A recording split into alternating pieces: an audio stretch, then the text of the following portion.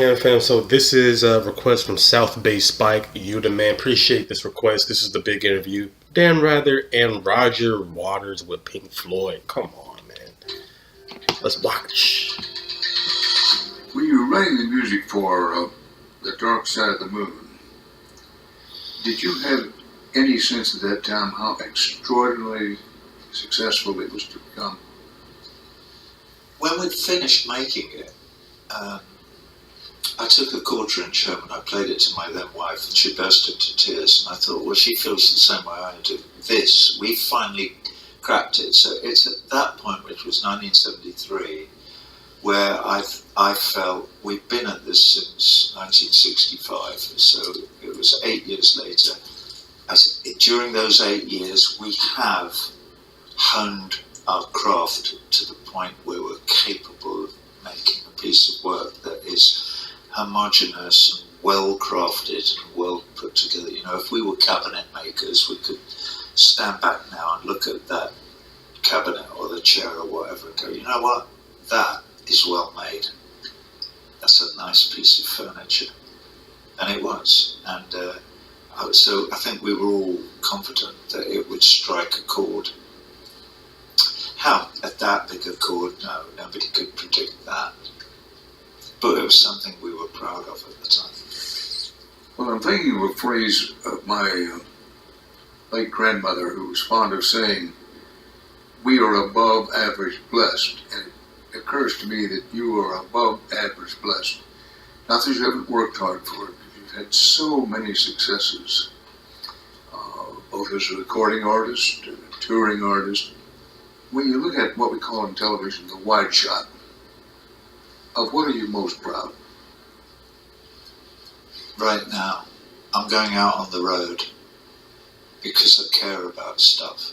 So I'm really very, very, very blessed that I still care about things and that I still have my health and enough strength to fight the good fight. That's what makes me, I'm proud of it, although it's not of my doing. I mean, there's no way that you can dictate that any of these things should happen. But as long as, you know, as long as I've got my health, I shall keep doing something like this because I need to. I have a sort of need to do it. As I've said often to people in the past, I know you believe this too. I know, I look in your eyes, I know you believe this. The work is its own reward. We don't need another reward. It's the doing of the work is the reward. Music, it comes in the moment. I like to sort of sometimes use the analogy of painting.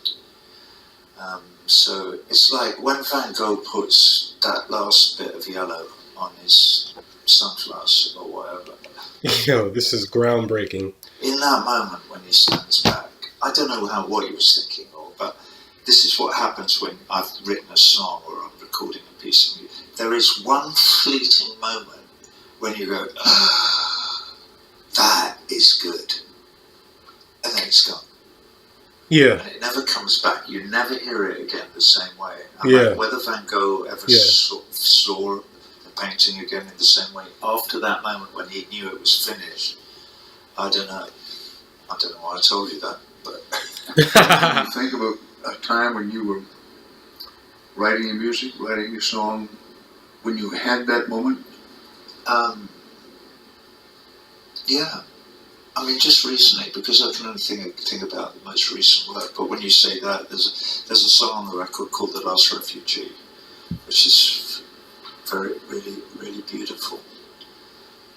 And it's got these lines at the end, but it's really the music, but it talks about, you'll find my child down by the shore, digging around for a chain or a bone, searching the sand for a relic washed up by the sea, the last refugee.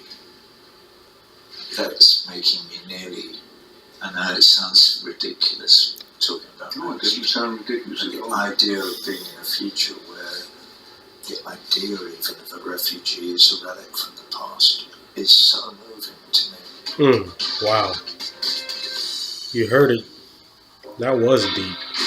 Shout out to South Bay Spike. Shout out Jam Fam. We got more heat coming. Just stay tuned. Thank you for your support. Please like and subscribe. Share.